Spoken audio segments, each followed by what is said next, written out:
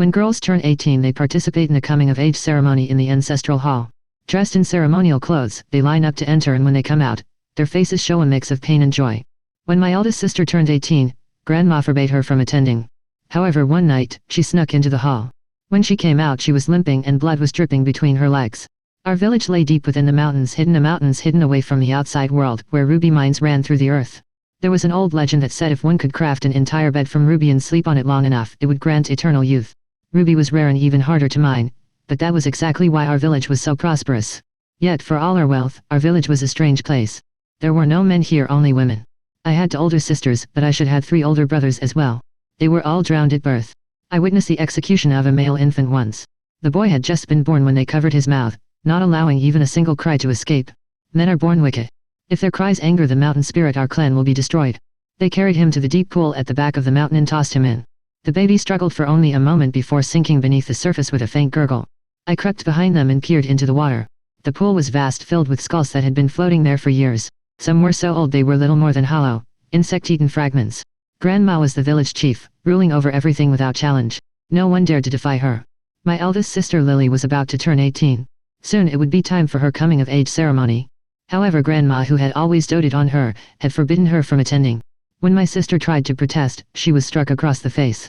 Enough, I said, you're not going, and that's final. Even though Grandma was 99 years old, her strength had not left her. Lily's cheeks swelled almost immediately. Seeing her beloved granddaughter's tears, Grandma let out a sigh. She stroked Lily's cheek tenderly and said in a soft voice, it's for your own good. Once you've gone through the ceremony, you won't be able to become the chief. Lily's eyes lit up. You want me to become the next chief? Grandma smiled but said nothing. Her withered fingers traced Lily's pale arm, and her usually cloudy eyes gleamed with a sharp, knowing light. The young women of the village, all dressed in their finest robes, lined up to enter the ancestral hall. One by one, they came out with flushed faces and wore shy smiles. Some could barely walk straight, their legs pressed tightly together as they stumbled out. Lily grabbed one of the girls who had just stepped out and asked what the ceremony was about. Why did they all come out with expressions that showed both pain and joy? With a warm blush on her face, the girl's voice trembled with an uncharacteristic sensuality. She opened her mouth as though to tell Lily, then stopped herself after recalling something. A mysterious smile crept across her face. Oh, it's nothing. Just a little pleasure, that's all. Lily woke me up in the middle of the night to keep watch while she sneaked into the ancestral hall to find out what was going on. But Grandma said if you want to be the chief, you can't go through the ceremony. I reminded her. Lily's grip tightened on my wrist. This stays between us. If Grandma finds out, I'll know you snitch Ed. Why shouldn't I be allowed to attend? Grandma just doesn't want me to experience any fun. Her eyes sparkled, full of anticipation. It was like she already knew what secrets the ancestral hall held. The night was eerily silent, and the dim candle light flickered through the cracks of the hall's door, the flames dancing in the wind. I hid in the shadows, swatting at mosquitoes. The sharp slaps echoed in the stillness. Something was not right. Noises seemed to be coming from inside the hall.